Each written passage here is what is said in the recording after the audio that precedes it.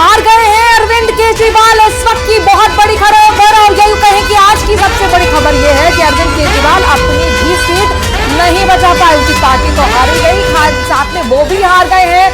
नई दिल्ली से चुनाव लड़े थे, हर बार यहीं से चुनाव लड़े थे अरविंद केजरीवाल। वो अरविंद केजरीवाल है जिन्होंने शीला दीक्षित को पटकनी दी थी, 3 बार की मुख्यमंत्री उनको पटकनी दी थी, लेकिन अब वो हैट्रिक नहीं लगा पाए, या यूं कहें कि चौका नहीं लगा पाए, जिसके लिए वो लगातार दावा कर रहे थे। और देखा भी हमसे पहले यहां पर जुड़े हुए थे राकेश गोयल जी, उन्होंने कहा था कि अरविंद केजरीवाल चुनाव प्रचार के दौरान यही कह रहे थे कि अगर लगता है जनता को कि भ्रष्टाचार किया है हमने तो हमें हरा दीजिएगा। जनता ने हमें हरा दिया। निरंजन पोद्दार जी भी हमारे साथ जुड़े हुए हैं। निरंजन जी, अरविंद केजरीवाल पहले तो जो है उनका रिजल्ट आ गया जंगपुरा से, मनीष सिसोदिया का, अरविंद केजरीवाल भी, ये बड़ा साइकोलॉजिकल। हम जेल से होकर आए तो सिंपैथी वोट हमारे साथ जुड़ेगा, लेकिन क्या कहते हैं जनता ने क्या कर दिया?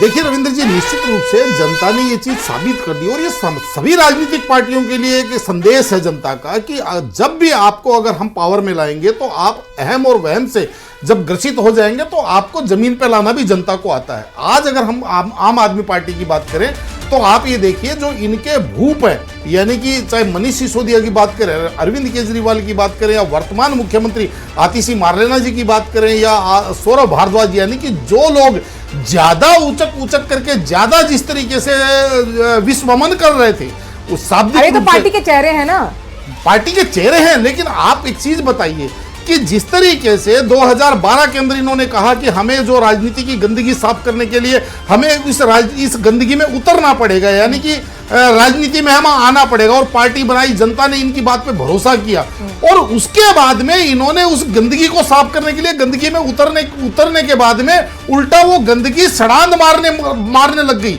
यानी कि उसको इतना विषैला और जहरीला बना दिया कि उसमें से बदबू और आने लग गई। क्योंकि जिस तरीके की बयानबाजी, कुछ भी बोल देना। अभी रविंद्र जी के साथ 2 दिन पहले भी कार्यक्रम में थे, एग्जिट पोल के कार्यक्रम में थे, तो उस समय भी मैं ये बात कह रहा था कि जो जिस तरीके से अरविंद केजरीवाल जी की राजनीति की एक ही यूएसपी थी, और वो यूएसपी थी कि दूसरे के ऊपर कीचड़ डाल करके भाग जाना। लेकिन इस बार भारतीय जनता पार्टी ने पहली बार ऐसा किया है कि इनको कीचड़ फेंकने के बाद में भागने नहीं दिया। इनको उस कीचड़ के लिए इनको पूरा का पूरा लाइबल और पूरे का पूरा जिम्मेदार इनको उस चीज के लिए बनाया। उसका परिणाम यह है कि जिस तरीके से, एक चीज और बता दूं मैं आपको मनोराज जी, कि आज के 1 महीने पहले पूरा का पूरा चुनाव अरविंद केजरीवाल जी के फेवर में था। कोई भी राजनीतिक विश्लेषक, कोई भी राजनीतिक पंडित ये नहीं कह सकता था कि आम आदमी पार्टी हार रही है। हर आदमी यही कहता था सीटें क्या हो गया 1 महीने में, क्या जहर भरा जो बयान दिया यमुना में वो भी एक कारण है, या क्या कारण रहे? निश्चित रूप से रविंद्र जी, देखिए ऐसा है, जब राजनीतिक रूप से कोई बयानबाजी करते हैं तो बहुत सारी चीजें होती हैं जो आदमी के सर से ऊपर के निकल जाती है, बहुत सारी चीजें होती हैं जो पब्लिक के दिमाग पे चिपक जाती है। इस बार इन्होंने जिस तरीके की बयानबाजी करी, पहली बयानबाजी इन्होंने कहा कि भारतीय जनता पार्टी और कांग्रेस के बीच में पैचअप हो गया है और ये दोनों मिलकर के आम आदमी पार्टी को हराने के लिए, और भारतीय जनता पार्टी ने कांग्रेस के उम्मीदवारों के लिए फंडिंग करी है।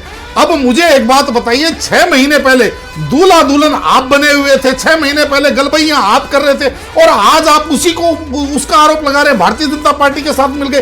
कोई आदमी कैसे विश्वास कर लेगा? दूसरा, जिस तरीके से इन्होंने बयानबाजी, बाद में उन्होंने उसको रिपेयर करने की कोशिश की कि अमोनिया का ये इतना पीपीएम, जल में इतना पीपीएम अमोनिया था, इतना पीपीएम, लेकिन इन्होंने जो सनसनी वाला बयान दिया कि भाई इतना भारी मात्रा में जहर मिला करके दिल्ली के अंदर भेज दिया, ये तो जल बोर्ड के कर्मचारियों ने पहले ही उसको पकड़ लिया और उसको दिल्ली में प्रवेश नहीं करने दिया। इतना घटिया काम तो दूसरे विश्व युद्ध के दौरान